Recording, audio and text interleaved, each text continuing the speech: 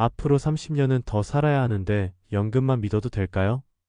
최근 50대 중반 은퇴 예정자분들과 상담을 하다 보면 이런 질문을 참 자주 받습니다. 특히나 요즘처럼 연금개혁 이슈가 사회적으로 화두일 땐 그 불안감이 훨씬 더 피부에 와 닿죠. 갑자기 뉴스에선 연금 고갈, 수령시기 연장, 지급액 축소 같은 말이 떠돌고 내가 30년 동안 꼬박꼬박 부어온 연금이 과연 내가 은퇴할 때쯤에도 제대로 나올까? 걱정이 커지는 겁니다. 그런데요, 이럴 때일수록 더 단단히 준비해야 할 건 현실적 은퇴 설계입니다. 오늘은 그 이야기를 조금 해보려고 해요. 연금 개혁 왜 자꾸 얘기 나올까? 자, 먼저 기본부터 짚고 넘어갈게요. 왜 자꾸 연금을 개혁하자고 하는 걸까요? 아주 단순하게 말하면 지급은 늘고 재정은 줄어서입니다.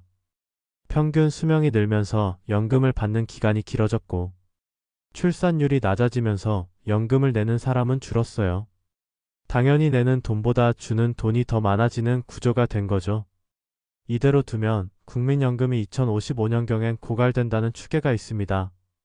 그래서 정부는 더 오래 내게 하고 더 늦게 받게 하자는 쪽으로 손질하려는 거예요.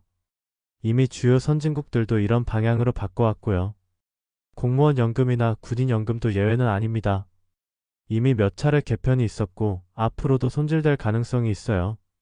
즉, 연금만으로 노후를 설계한다는 생각은 점점 더 위험해지고 있다는 겁니다. 그래서 지금 우리가 해야 할 질문은 연금이 흔들릴지도 모르니 난 뭘 해야 하지? 어떻게 하면 이 불확실한 시대에도 안정된 노후를 만들 수 있을까? 이런 질문을 스스로 던지고 조금 더 주도적으로 나서야 합니다. 특히 50대 중반이라면 지금이 진짜 골든타임이에요.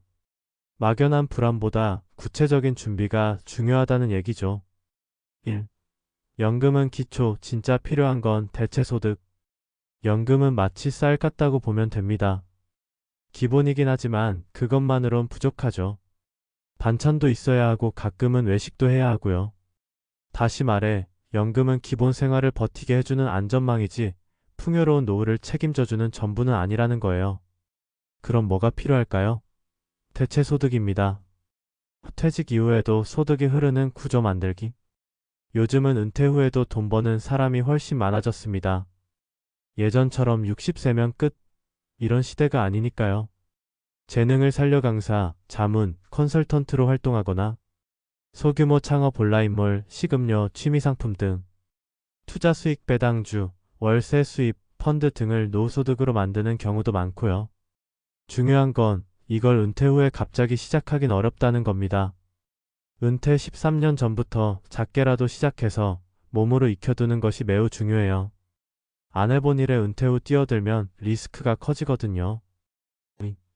노후 지출 구조부터 정리해야 합니다. 많은 분들이 은퇴 후엔 돈을 적게 쓸 거라 생각하시는데요. 꼭 그렇진 않습니다. 오히려 의료비, 여행비, 자녀 지원비 등이 늘어나는 경우가 많아요. 특히 최근엔 이런 사례가 많습니다. 손주 봐주면서 생기는 지출, 자녀 결혼 전 세자금 일부 부담, 노부모 요양비. 이게 예상 밖으로 노후 자금을 줄어들게 만들어요. 그래서 저는 상담할 때 꼭 지출 예산표부터 만들어 보라고 말씀드립니다. 매달 고정 지출 공과금, 식비, 통신비, 보험 등 매년 예상되는 일시 지출 경조사, 명절, 의료, 여행, 자녀 부모 지원금 가능성 포함해서 이걸 기준으로 얼마를 벌어야 하고 얼마는 준비해둬야 하는지 숫자로 확인해야 막연한 불안 대신 구체적인 실행 계획이 나옵니다. 3. 자산은 보유보다 현금화 가능성이 중요하다. 집도 있고 예금도 좀 있고 괜찮은 거 아닌가요? 이 질문 5060대분들 상담하면서 수없이 듣습니다. 하지만 현실은 좀 다릅니다. 자산이 아무리 많아도 현금 흐름이 안 되면 곤란해져요. 예를 들어 10억짜리 집에 살고 있고 1억 예금이 있다고 해도 매달 200만원씩 나가는 구조라면 예금은 5년 안에 바닥날 수 있습니다. 그래서 요즘은 은퇴 자산에서 가장 중요한 키워드가 유동성 현금 흐름입니다. 어떻게 유동성을 확보하냐고요? 집은 너무 크면 줄이거나 일부를 월세용으로 활용. 보험은 납입 끝난 후에도 필요 없는 건 정리해서 환급받기. 정기예금보단 배당주나 월배당 ETF, 공모형 리츠 같이 흐르는 수익에 관심 갖기. 내 자산이 갖고 있는 것에서 매달 쓰일 수 있는 것으로 바뀌어야 노후 생활이 안정됩니다. 4. 건강과 일상 루틴이 가장 큰 자산이다. 마지막으로 가장 강조하고 싶은 건 은퇴 후 삶의 구조화예요. 돈도 중요하지만 하루를 어떻게 보내는지가 훨씬 더 중요합니다. 아무 일정 없이 하루 종일 TV만 보는 생활이 반복되면 신체 활동도 떨어지고 인간관계도 좁아지고 자존감도 낮아집니다. 결국 건강까지 무너집니다. 그래서 저는 꼭 추천드리는 게 있어요.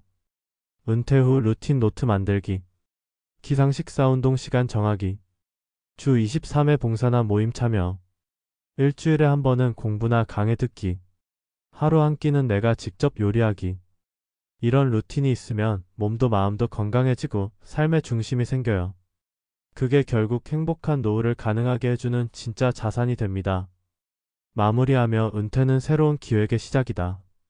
우리는 지금 기존과 전혀 다른 은퇴 시대에 살고 있습니다. 100세 시대에 60세 은퇴는 사실상 인생의 전반전이 끝난 것뿐이에요.